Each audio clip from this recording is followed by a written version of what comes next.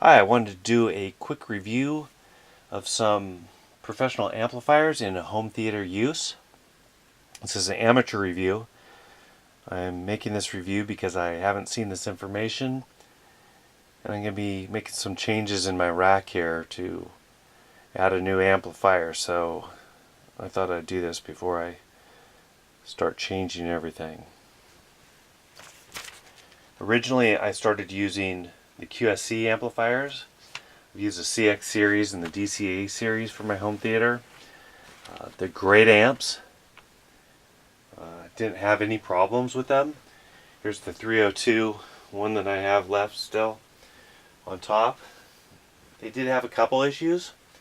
Number one, I have to turn them on with a switch each time, which is a little less convenient. And I've been adding channels. I'm currently up to 7.4.4 plus a tactile, so a total of 16 channels. You can see that my rack is full right now, and I really don't have too much here. A player, processor, amplifiers, and a DSP, mini DSP for my subwoofers. But other than that, there's not too much there, and I'm already out of space. I do have a streaming device stuffed somewhere back there, and also another couple little devices, but for the most part it's right there, and I'm out of space. Also, with running that many channels, the QSCs were causing a lot of heat issues. That many Class AB amplifiers in a small sealed home theater became quite warm. One common issue people have with professional amplifiers, of course, is the fans. Now, this is a fan that's typically in the QSC and also the Crown CTS at the bottom, this size fan. And you can get a modification on these, but really when you're getting a mod, it's not the fan that's making the noise, it's the airflow. So when you're getting a fan to reduce the sound, you're also reducing the airflow, which of course can cause problems with the amp if it's overheating. I've never had a problem myself, and for the most part these professional amps, I think, are built to work in much more difficult environments. But the Class AB QSCs, when I went with a really quiet fan, made me nervous because I could just feel the heat coming out of these fans, and slowing those speeds down was a little concerning. Also on the QSC, the size became an issue. As you can see, these two channel amps here are one unit, and this of course is 2 units. So you can imagine I would need a much higher, larger rack than this one, which is, I don't know, a little over 4 feet high, I guess. And also on the QSCs, and also that Crown, they have these barrier strip screw outputs to the speakers. Putting large speaker wire in these were difficult, and anytime you wanted to pull a speaker wire out, you'd have to get the screwdriver out, get in the back of the rack. It's made it rather inconvenient. I did get some spade lugs, but they're not the standard home theater size spade lugs. They're a little narrower, so you have to find specific ones that'll fit, and then solder those onto your wires. And still, you have to get the screwdriver out each time. But if you don't do it that way with the spade lugs, then each time you try to get your, at least with, I was using 10 gauge wire, I believe, and putting 10 gauge wire in there, was very difficult to keep it together, and they'd start fraying, and it's causing problems. As far as the inputs go, pretty simple with these connectors. They're pretty standard on a lot of amplifiers. This particular CX does have the XLRs. However, some of the other ones, the DCAs, and some of the other CXs, I believe, as well. I had a CX 1102 and a 702, I think it was. Some of those have some different input connectors that didn't have this, so you do have to make your own connectors. Also, one other issue I did have when I switched processors, I went from an Emotiva to a Marantz, and when I did that, I had a ground loop, and so I had to work quite a bit to get that noise reduced. When I went over to these lab groupings, that was eliminated, and so I went to these smaller lab groupings, which have a standby feature. They use less than 1 watt of power until they get a signal, and then they turn on. They're very efficient. Class D. They have a fan as well. It's much smaller in comparison to the larger fan on the Class AB QSC. This size fan is also on the Crown I have down below, which I think is a D-Class amp as well. And that Crown actually has 2 of these.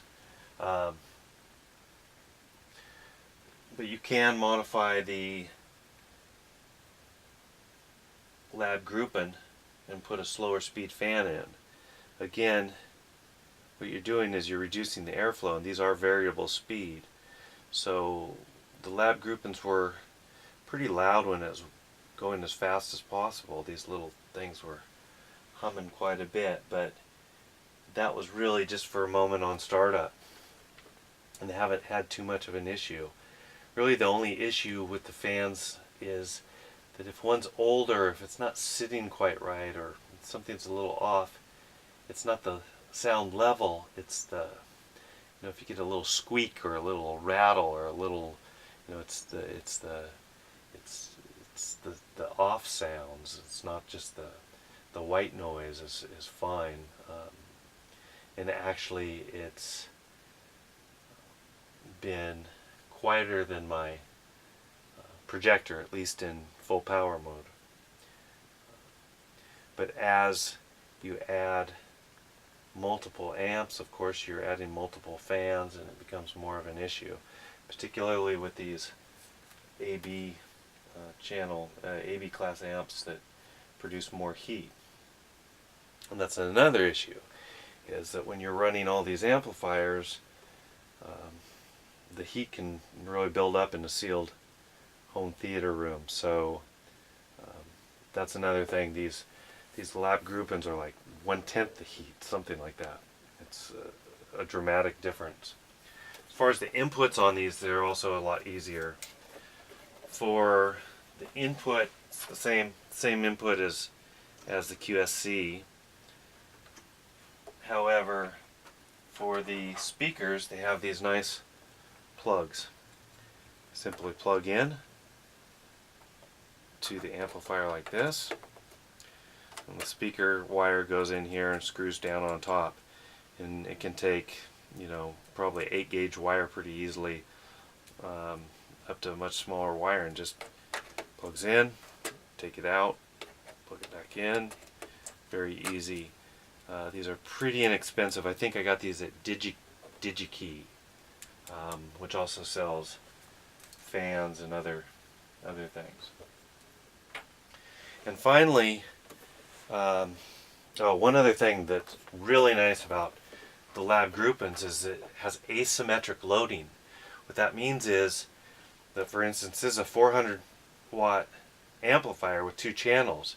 It doesn't matter how you break down those watts. You can put 399 on one channel and 1 on the other, or however you'd like to mix those.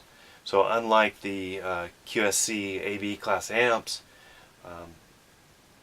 you have a lot more flexibility. What I like to do with mine is I break up my my left and right channels separately so that there's zero crosstalk. I'm effectively using mono blocks if I'm just listening to stereo. However, if I go to a 5.1,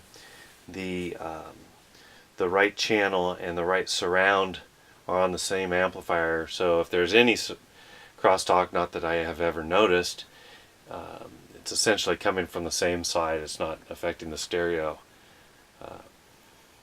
imaging.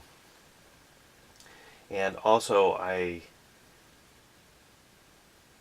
did the calculations for how many watts my speakers need to hit reference levels, and I was really surprised by how wide the variation was based on the distance to my seating location and whether they were on wall or the speakers were away from a wall. Some speakers would need 50 watts to hit reference levels, while others would need 250 watts.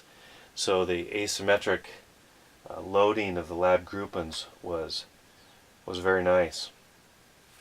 There is, you might notice, an E54. This is a 4-channel, 500 watts, so 125 watt per channel. Of course, like I said, you could use all 500 on one particular channel as well. Or actually, I'm sorry, you can't do that. One is 250 watts per pair. I did contact lab group, and you can't do 500 watts on one channel. It's like two separate 250 watt amplifiers. That amplifier is a little longer, and it actually has 2 of these fans, which makes it quieter, because the fans can run at lower speed, I guess, and have the same airflow through that. So it's actually kind of nice to have the 5.4 in certain circumstances. And I use that, I think, for combination of rear surround and rear Atmos. And then I have a 12.2 here, which runs a couple subs. I'm pulling that one out now. It's 600 watts per channel. My subs can take about, I think, about 1500 or 1200 watts, something like that. This Crown CTS is also coming out. It's been a great amp. It's a Class D, runs cool, has DSP in it. Some of them do, and some of them don't. But it's about 1500 watts. It's been a great amp. I do have to power it on physically.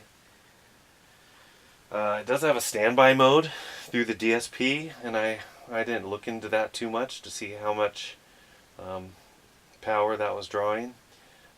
But it's, it's 2 units, so it's a little larger. I already have a mini DSP here for DSP, and I found a nice PowerSoft amp that has 1200 watts per channel into four channels. I'm running 4 subwoofers, and that's 1 unit right here.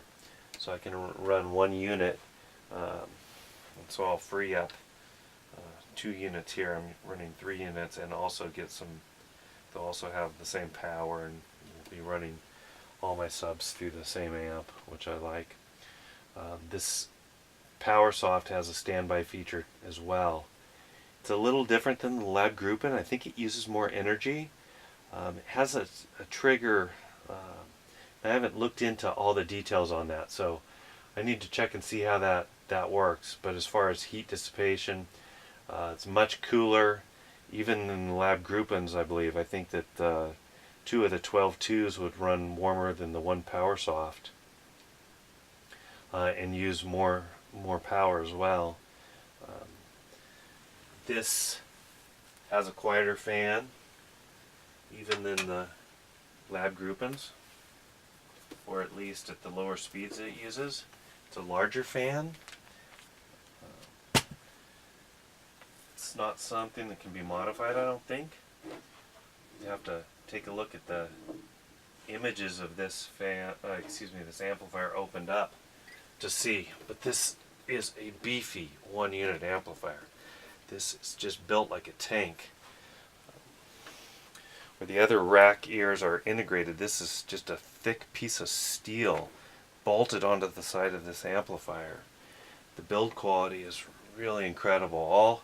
All professional amplifiers have really solid build quality, but this one just takes it to a new level. And you can see these wide openings for the fan, so the grill of the fan opening doesn't cause much sound. And it also has these removable plates in front with these nice dust filters. You could take these off if you wanted more airflow, but of course you get more dust. And there's some controls over here behind this one. And the prices on this PowerSoft is quite a bit more. I think I got a pretty good deal on that one. You know, maybe $375 a channel on that, whereas the QSC you could get for about $50 a channel if you don't mind an older kind of beat up one that probably still has lots of years left. Those CTS 3000 is an incredible value for a 1500 watt per channel amplifier. You can find these used for $300 without the DSP. The DSP probably doubles that price, or you know, if it did double that price, it'd be well worth it. If you plan on doing any EQing, or you want to monitor the amplifier a little bit more, make any customization changes. One thing about the PowerSoft is it does have these, I think they're more proprietary connectors. This is for the speakers itself. So the speaker wires go in here and you lock them down. You'll see it has one connector for all 4 speakers. So you can't plug one in, plug one, take it out. It makes it you know, all or nothing kind of proposition, at least on this side.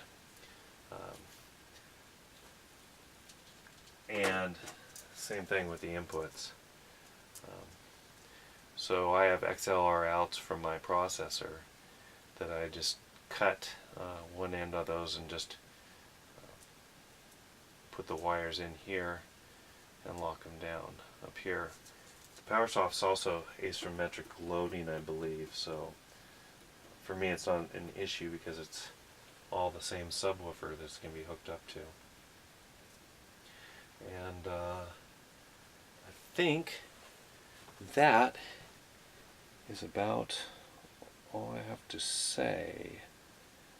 If you have any questions, feel free to send them to me. I'll try to respond. And good luck.